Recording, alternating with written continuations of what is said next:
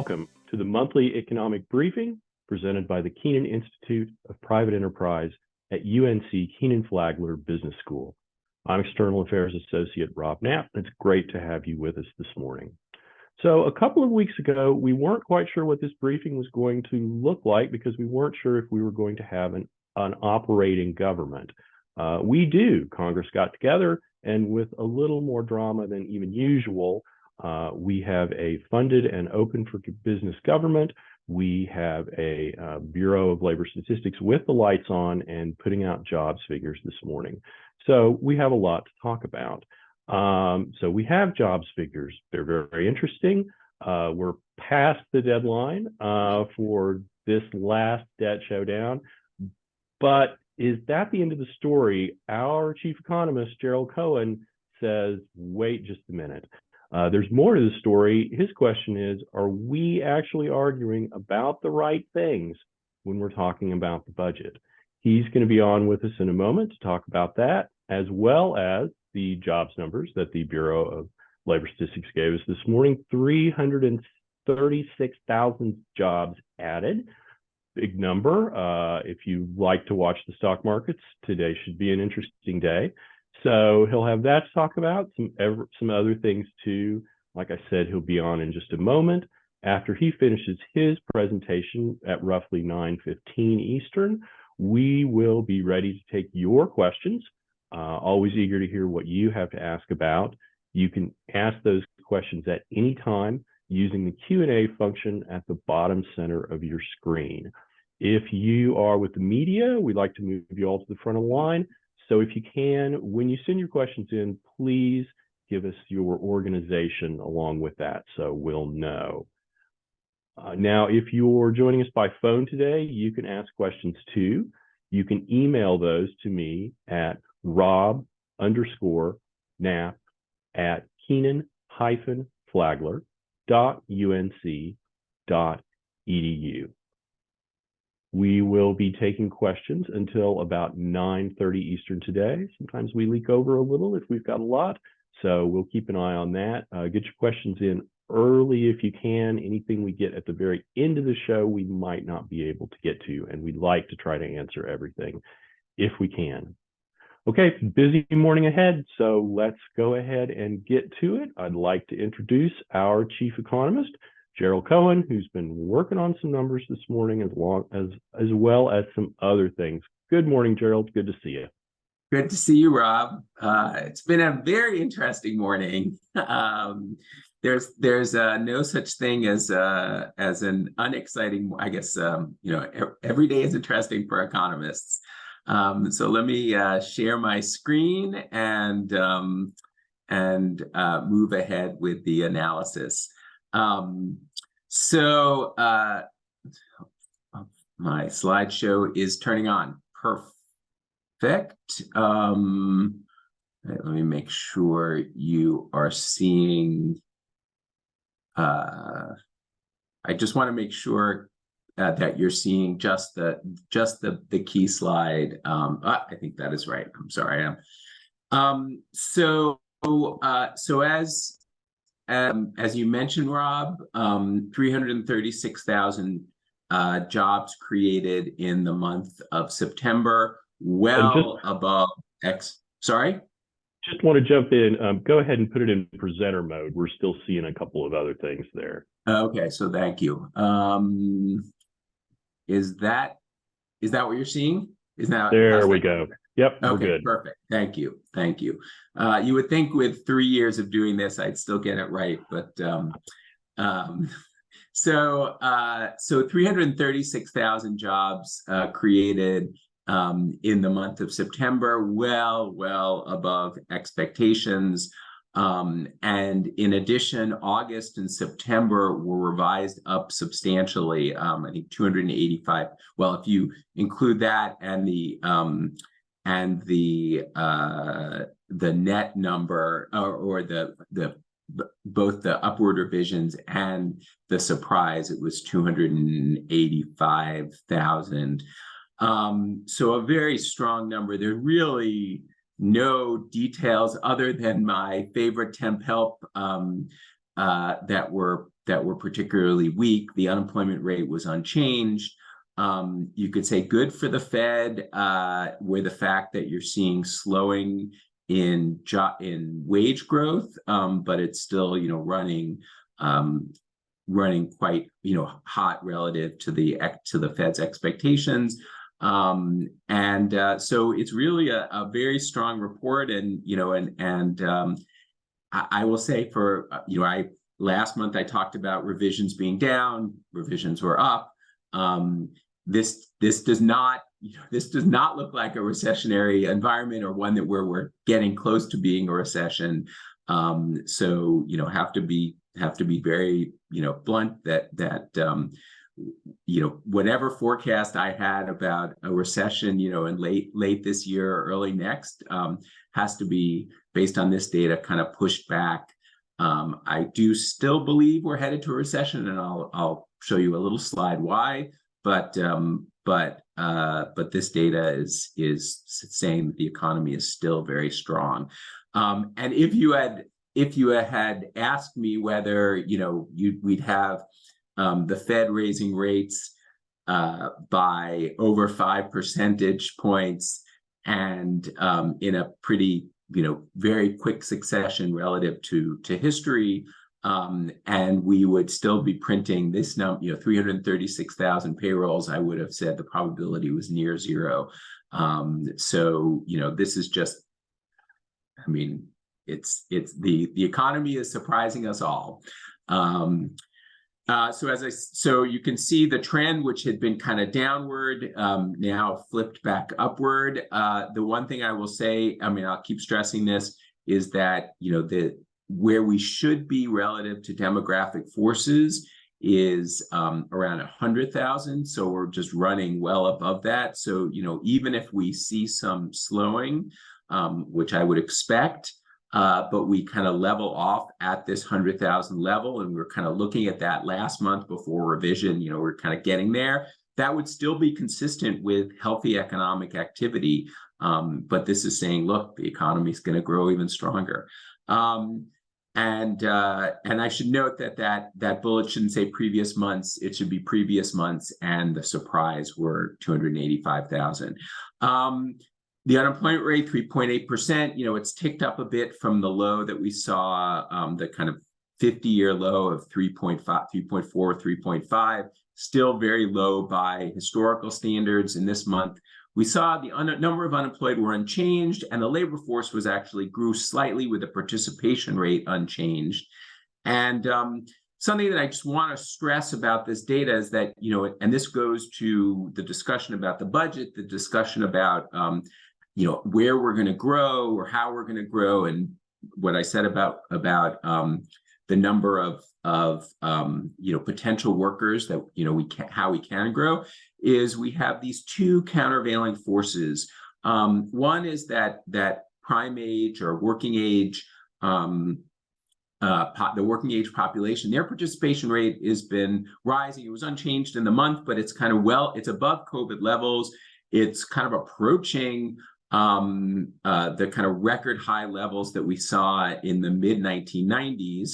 We're still a little short there, but the flips, and that's really good. But the problem is that our population is aging, and older workers, 55 plus, which are in orange, have not rebounded. And so either those folks are remaining out of the labor market, or as they're getting to the 55 plus region, or 55 plus age group, they're retiring earlier than they had in the past, or they had in the recent past. As you can see, this participation rate had risen from the mid 90s or early 90s to the mid 2000s, but then it kind of stalled. And given our aging over the long term, if we want the labor force to grow without just relying completely on immigration, or to grow the kind of at a closer pace than we had in recent history, or in the last over the last 50 years, we need those older workers to have higher participation rates. And as I'll mention shortly, this has very strong implications for the budget. So I mentioned the hourly earnings grew, but they are kind of they were up a tenth, or sorry, 0.2, up 4.3%. That's the orange line. There you can see some deceleration, but it's still well above, the Fed's 2% target in inflation.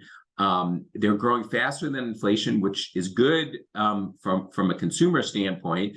It could be potentially troubling for a cost pass-through perspective, meaning firms either would have to pass those costs through if they're not getting worker productivity, or if they don't decide to kind of press on margins.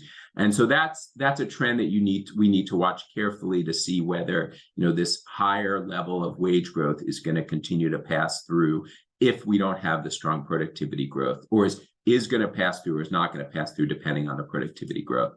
And then lastly, something just some math that I want to talk about is that the two things that drive economic growth. One is the number of people working more hours, or the number of hours being worked, whether that's more people or working more hours. Generally, it's more people, and productivity growth. So if you want to figure out GDP growth, you have either hours worked or productivity growth. You combine those two, and you're going to get GDP. It's math. And the number of hours worked increased at a 1.5% annualized rate, which suggests, even without any productivity, that the third quarter growth is going to be quite strong, and that we're heading into the fourth quarter on a pretty nice trajectory. So looks like GDP growth in the third and fourth quarter remain very healthy. Again, kind of not a lot of signs of recession out there. So let me turn, and then finally, I just want to say, the Fed is now expected to keep rates higher for longer. We've seen a significant shift over the last month where people are saying, look, the Fed is not going to ease so quickly, and this data is suggesting that that's going to continue to be the case. And actually, this screenshot is a little bit old, and already and just because we need to get it ready before. But as I looked a minute before before this briefing went live, you're actually seeing this trend in the last week where market volatility was saying, well, maybe the Fed is going to ease a little sooner than we expected a week ago, is kind of being reversed just because of the strength of these numbers.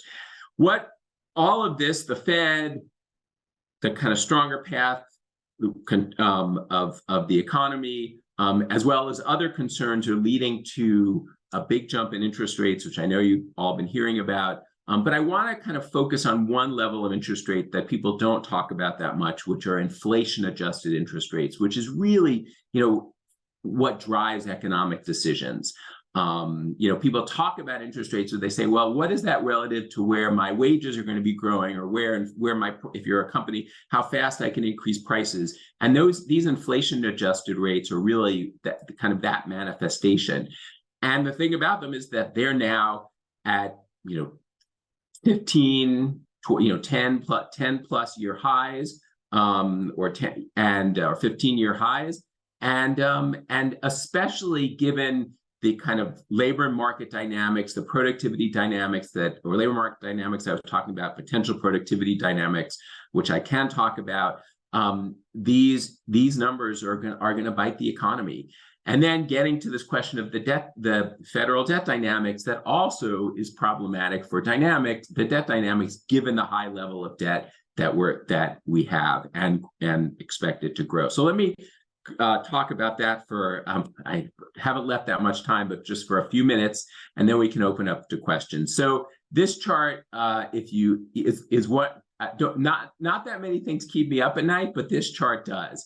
So effectively, this is our expected path by the Congressional Budget Office for the amount of debt relative to GDP held by the public. And you can see, its previous peak was after World War II. We actually grew our way out of the debt, and then we've had a significant acceleration over the last 15 or so years. Some of it, I think are justifiable, but you could see this forecast just accelerates, and that's without, any no recessions expected. It's all because of effectively the aging population. And so the problem is that the arguments that are going on in Congress are not about what's the big driver of these debt dynamics.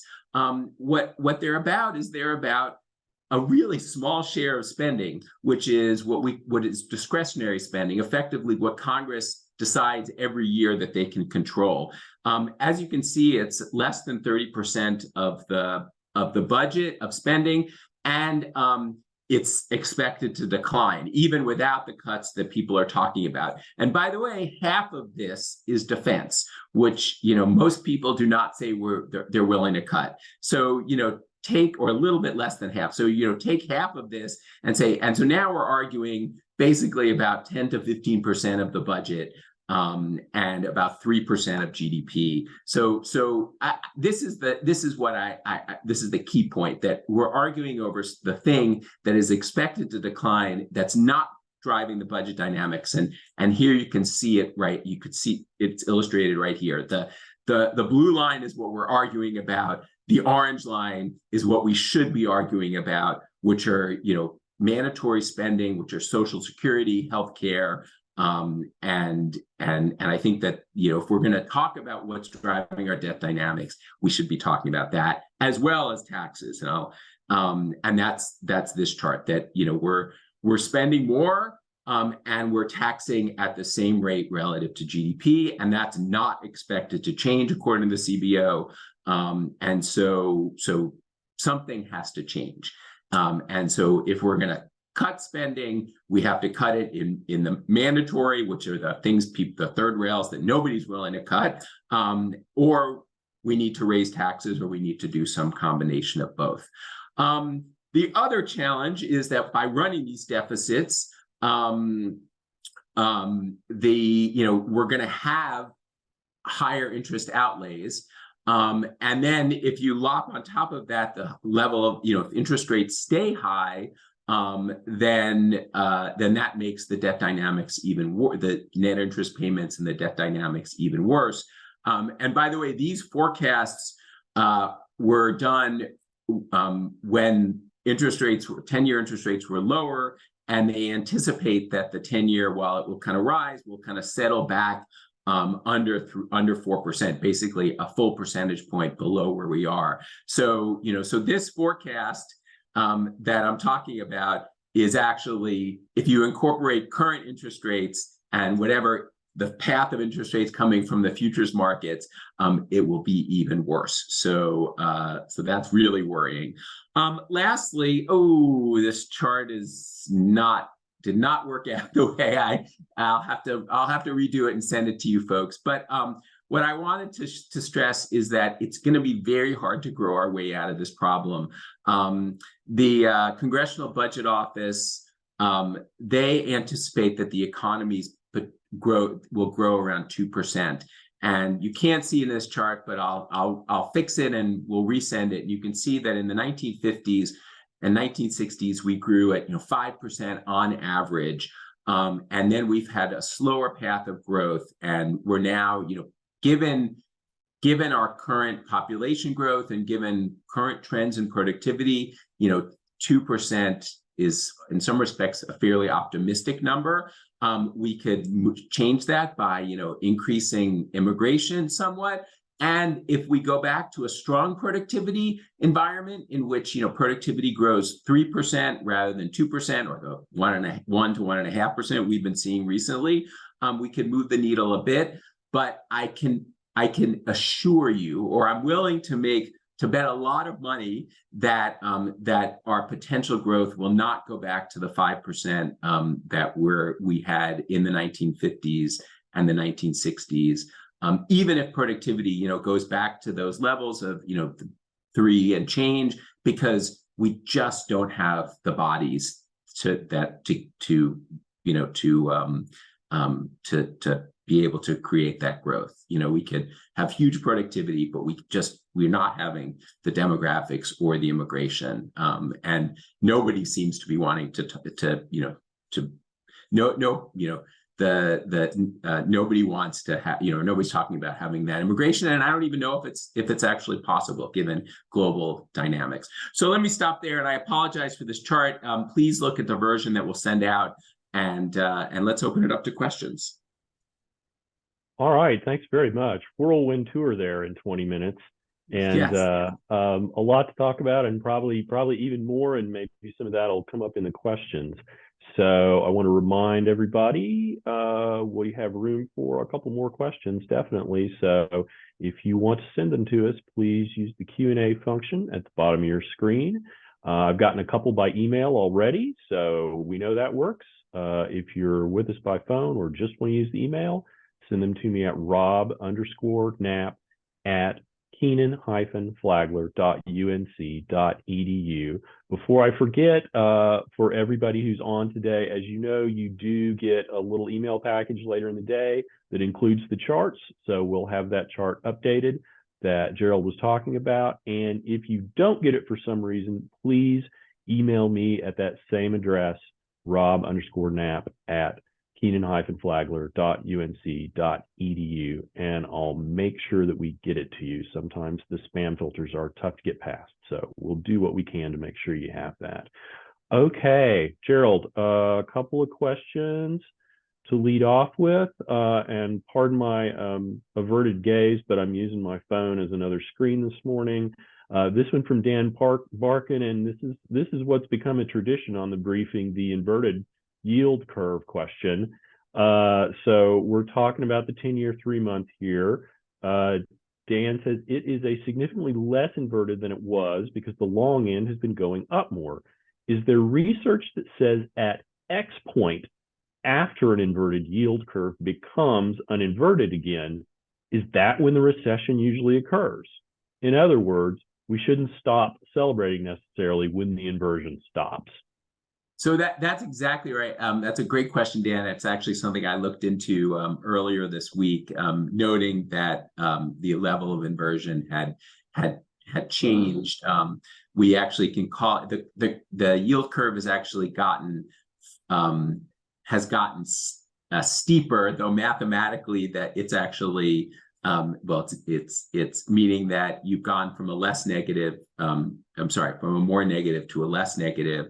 And to your point, in many cases, but not all cases, because of the forward-looking nature of the curve, what happens is actually the recession starts after the curve has moved back, has done this where it's become less negative, or even moved into positive territory.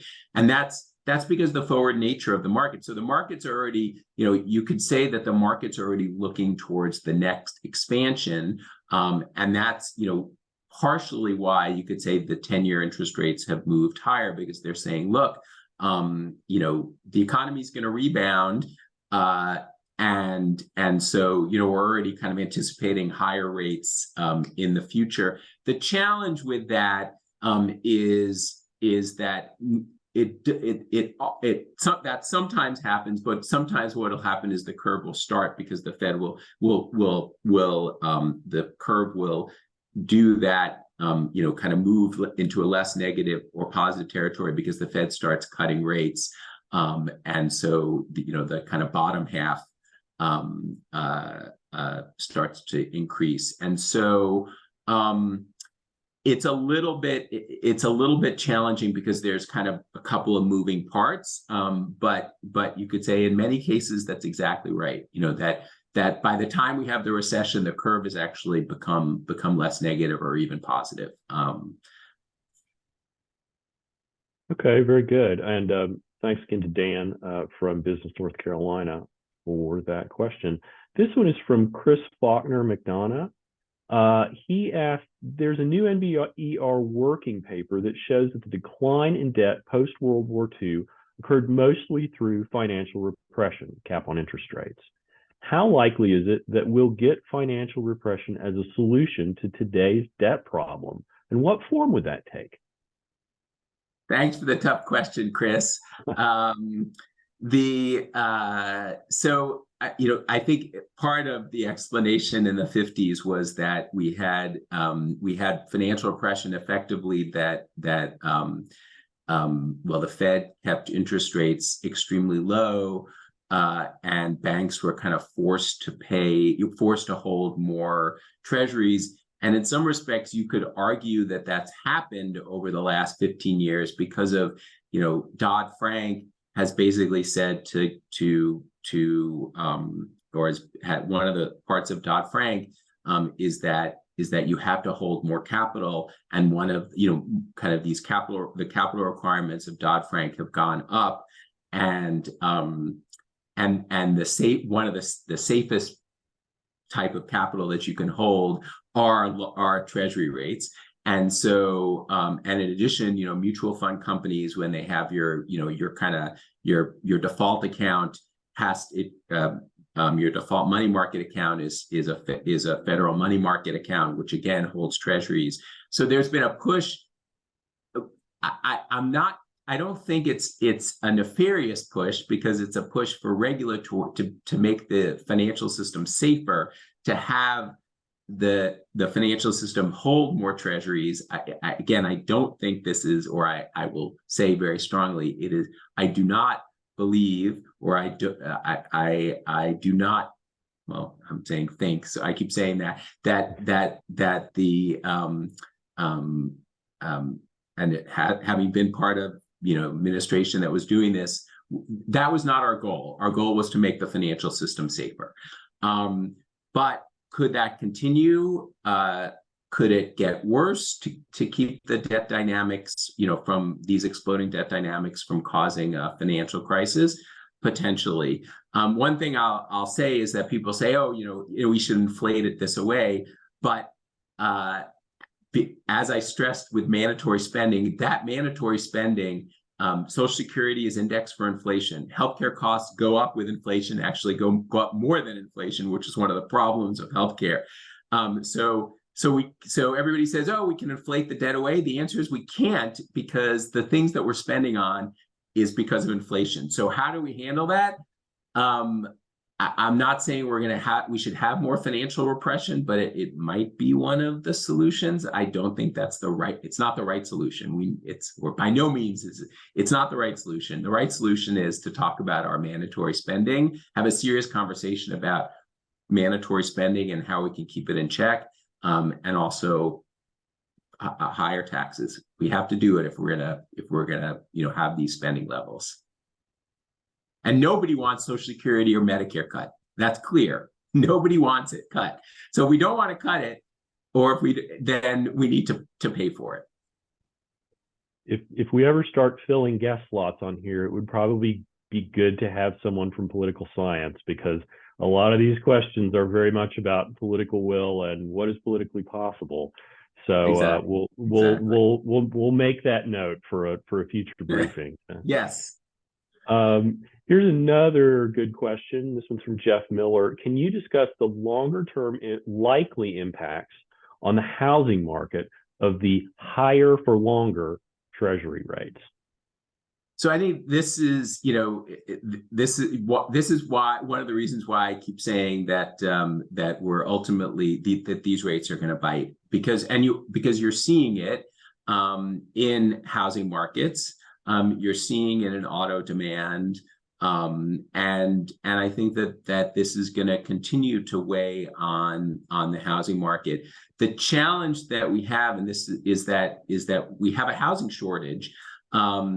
It's in many cases the triangle is in particular because we have all this immigration. So we have this challenge in that people, because of the housing shortage, people are still buying, houses, and there's stronger housing activity than you would imagine given the higher interest rates. But it is definitely biting, and as you said, Jeff, the longer that they stay high, the bigger the bite is going to be. And partially, and this goes to this migration pattern is if you're in most people's mortgages, are fixed. And so if you're in a house with a 3% mortgage and you may be much less willing, and you see this in the data, to move. And especially if you're going to be in a house with an interest rate over 7 or 8%, so your new houses. So that also actually has negative implications for the dynamism of the economy. People may be less apt to move from jobs that are that are less productive jobs to places where there are jobs that are more productive, or more jobs on offer. And so that has negative implications both for the housing market and for the dynamism of the economy. And in general, higher interest rates mean that projects that may have been green lighted under 5% interest rates or 3% interest rates are not being green lighted. You could argue some of the projects at 3% or 0%, really low interest rates, shouldn't have been green lighted in the first case. But again, that chart that I showed about real interest rates is saying that we're now in the position where it's not just whether they're the rational projects, but it could be projects that should be done or not being done. Or I'm going to assert that at this point we're at rates where projects that should be done are not being done. Okay, very good. Thank you. We're at 9:32, so we're probably going to have to close this one down. A quick round of thank yous. Thanks very much to Gerald Cohen, our chief economist. This has got to be the fastest 30 minutes on the internet for any economist, and he handles it brilliantly every time, and did once again this morning. So thank you, Gerald. Thank you, Rob. And thanks to the audience, really, for your great questions. Absolutely. The questions keep us going every month, and we appreciate it very much. Thanks also to the folks behind the scenes that you don't see on the briefing, and that would be Cody Morris, who prepared the graphics today and handled the stats all on the fly, Corey Powell, who's got his finger on the Zoom button, and Robbie Passel, who does our video editing after the fact. Thanks to everybody there. For everybody in the media out there, if you want to continue the conversation, we'd love to do that.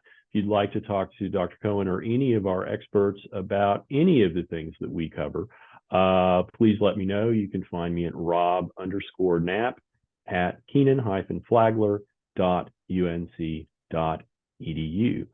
For everybody out there, we'd love for you to visit our website. There's a lot going on there. We also have our events listing, a couple of things that are coming up there.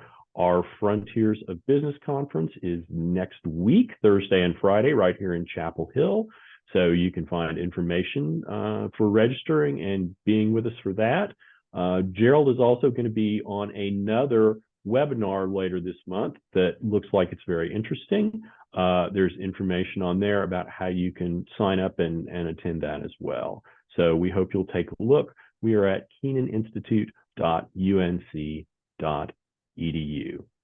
I think that's it. We've reached the end. We're going to let you go. Have the rest of your Friday. We appreciate you being here very much, and we hope to see you again in November. Enjoy your Friday, and thanks. Take care.